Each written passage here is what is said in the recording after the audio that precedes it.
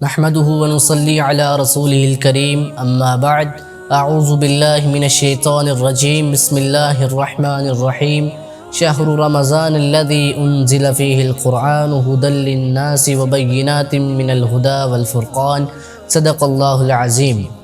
عزیزان محترم، اگر کوئی انسان تغیرات زمانہ اور خصوصاً مصائب اور مشکلات کے حالات کے دوران اکثر مسلمانوں کے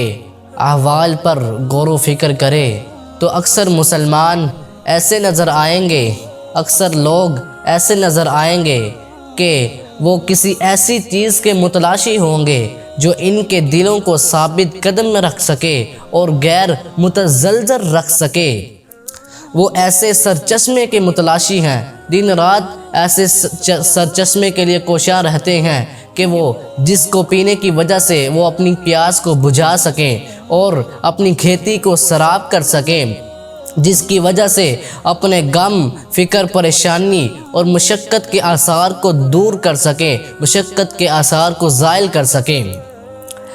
جب ان کی قوتوں کو مسلسل حوادث سے مصائب نے ناکارہ بنا رکھا ہے، جن کے دل پارا پارا اور عقل و فہم ناکارہ اور سوچ و فکر اس طوفان حوادث نے بیکار کر دیا ہے، تو ان لوگوں کے لیے اس ماہ رمضان کا مہینہ بہت ہی زیادہ افضل ہے، بہت ہی زیادہ فضیلت والا ہے۔ ان لوگوں کو اس ماہ رمضان کے مہینے کی اشد ضرورت ہے۔ وہ مہینہ کیسا مہینہ ہے؟ جو نفسیاتی راحت و سکون اور روحانی ترقی کا مہینہ ہے، جو رکوع و سجود کا مہینہ ہے، رحمت کی ضیاء باریوں کا مہینہ ہے، مساجد کی رونقوں کا مہینہ ہے، ذکر الہی میں اپنے آپ کو مشغول رکھنے کا مہینہ ہے، ذہنی سکون و اطمینان کے حصول، محاسبہ نفس اور بیداری ضمیر کا مہینہ ہے، ذاتی جذبات، قلب و عقل اور شرمگاہ اور پیٹ کی لذتوں اور شہوتوں کی تسکین سے بالا ہو کر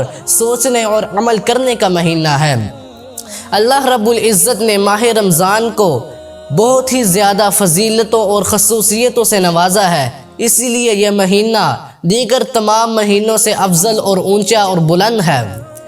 کیونکہ اس مہینے کے اندر اللہ رب العزت نے اپنی کتاب قرآن مجید کو نازل فرمایا۔ اللہ رب العزت کہتے ہیں شہر رمضان الذی انزل فیہ القرآن، یہ رمضان کا مہینہ وہ مہینہ ہے کہ جس کے اندر ہم نے اس قرآن مجید کو نازل فرمایا ہے، اور یہ مہینہ ایسا مہینہ ہے کہ اس مہینے کے آخری عشرے میں ایک ایسی مبارک رات ہے کہ جس رات میں عبادت کرنا 1000 راتوں سے عبادت کرنے سے افضل ہے۔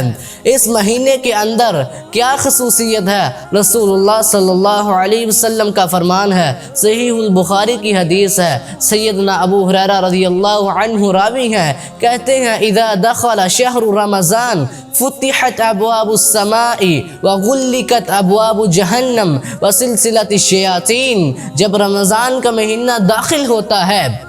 جنت کے دروازے کھول دیے جاتے ہیں اور جہنم کے دروازے بند کر دیے جاتے ہیں اور سرکش شیطانوں کو جکر لیا جاتا ہے۔ جب روزے دار روزہ رکھتا ہے تو اس کے منہ کی بو اللہ رب العزت کو بہت ہی زیادہ پسند ہوتی ہے، آخر روزہ افطار کرنے تک اللہ رب العزت کے مقرب فرشتے روزے دار کے لیے مغفرت کی دعا کرتے رہتے ہیں۔ اب سوال یہ ہے کہ ساری فضیلتیں اور عظمتیں جس ماہ کی ہو، جس مہینے کی ہو، اس مہینے کے استقبال کے لیے ہمیں کیا کرنا چاہیے؟ کس اعتبار سے اپنے آپ کو اس مہینے کے لیے تیار کرنا چاہیے؟ سب سے پہلے مسلمان کو چاہیے کہ وہ اللہ رب العزت سے دعا کرے کہ اے اللہ مجھے اس مہینے کو پانے کی توفیق عطا فرما اور صحت و تندرستی عطا فرما، تاکہ میں زیادہ سے زیادہ اس مہینے کے اندر تیری عبادت کر سکوں، ذکر و اذکار میں مشغول رہ سکوں، نیک اعمال کی اللہ سے توفیق مانگنی چاہیے، برے اعمال سے بچنے کی توفیق مانگنی چاہیے، کیونکہ یہ مہینہ اللہ رب العزت کی طرف سے نعمت ہے۔ اپنے آپ کو اور اہل و عیال کو، بچوں کو اکٹھا کر کے ان سب کو روزے کے مسائل اور اس کی حکمت سے آگاہ کرنا چاہیے اور روزے رکھنے کی ترغیب دلانی چاہیے۔ رمضان کے احکام و مسائل کو سیکھنے کی ترغیب دلانی چاہیے تاکہ رمضان کے مہینے کے اندر کسی بھی غلطی کا امکان نہ رہے۔ اگر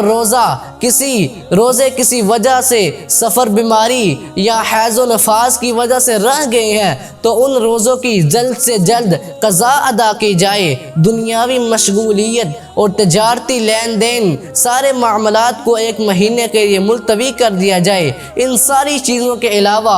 دلوں میں یہ عزم اور حوصلہ اور یہ نیت رکھنی چاہیے کہ میں اس مہینے کو پاؤں گا، ان سعادتوں اور فضیلتوں کے مہینے کو پا کر موقع ہاتھ سے گنوانے نہیں دوں گا۔ اس مہینے کے اندر زیادہ سے زیادہ اللہ رب العزت کی عبادت کروں گا، ذکر و اذکار کروں گا، فضول کاموں سے اجتناب کروں گا۔ اس مہینے کے اندر اللہ رب العزت سے معافی مانگوں گا، مغفرت طلب کروں گا۔ انسان کے اندر یہ طلب، یہ نیت، یہ عزم اور یہ حوصلہ ہونا چاہیے اس مہینے کی تیاری کے لیے، اس مہینے کے استقبال کے لیے، کہ میں اس مہینے کے اندر زیادہ سے زیادہ اللہ رب العزت کو راضی کرنے کی کوشش کروں گا تاکہ قرب الہی اور جنت کا حصول آسان ہو جائے۔ اللہ رب العزت ہم سب کو